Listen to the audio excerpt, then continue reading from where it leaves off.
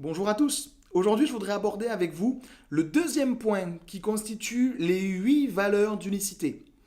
Et pour ceci, j'aimerais vous inviter à lire un passage dans 1 Chronique à partir du chapitre 17. 1 Chronique à partir du chapitre 17. Et on peut y lire ceci. Lorsque David se fut installé dans son palais, il dit au prophète Nathan, qu'en penses-tu? J'habite dans un palais de cèdre, alors que le coffre de l'alliance de l'Éternel est logé sous une toile de tente. Nathan lui répondit, réalise les projets qui te tiennent à cœur, car Dieu est avec toi. Alors je vous invite à lire tout le chapitre 17, parce qu'on va voir que tout ne va pas se passer aussi facilement que prévu, mais le temple de l'Éternel sera construit. Ce qui m'interpelle dans ce passage, c'est que David veut le meilleur pour Dieu. Et à Unicité également, nous voulons le meilleur pour Dieu. Alors, je précise tout de suite, ça ne veut pas dire vouloir en mettre plein la vue.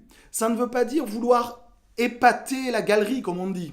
Ça veut simplement dire que quand on travaille pour Dieu, quand on veut travailler pour Dieu, quand on veut être sel et lumière, il est difficile de travailler avec des bouts de ficelle. Évidemment, chacun travaille en fonction de ses moyens et c'est louable. En tout cas, nous devons et nous voulons tendre à l'excellence pour Dieu. C'est placer Dieu à la première place. Placer Dieu à la première place. Chez nous, chez moi, là, cette vidéo se fait dans ma maison. J'aime bien que les choses soient belles. J'aime bien les belles choses. Et il n'y a pas de mal à ça. Et je suis sûr que vous aussi, vous aimez les belles choses. Alors pourquoi on se contenterait du à peu près pour Dieu? Pour Unicité, l'à peu près pour Dieu ne suffit pas. Nous voulons le meilleur. Je ne dis pas ça comme une condamnation. Je dis ça comme quelque chose vers lequel nous voulons tendre. Notre Dieu mérite le meilleur. Il a donné sa vie pour nous et nous voulons lui donner le meilleur.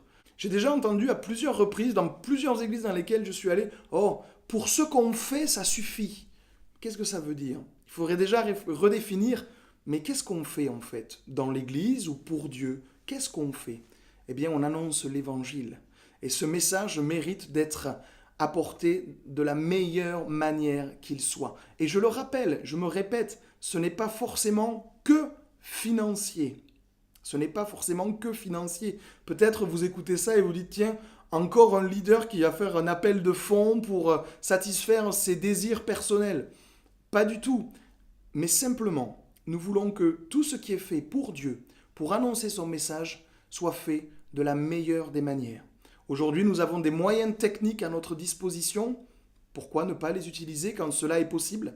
Je dis toujours à l'Église, si Jésus était parmi nous aujourd'hui, il utiliserait Twitter, Facebook et tous les moyens qu'on utilise au jour d'aujourd'hui et que nous utilisons à Unicité. Mais la question serait toujours la même. Est-ce que tu veux être mon ami? En tout cas, nous croyons à Unicité que notre Dieu mérite le meilleur. Ça ne veut pas dire s'endetter, ça veut dire le placer à la première place. À très bientôt, restez bénis puisque vous l'êtes. Au revoir.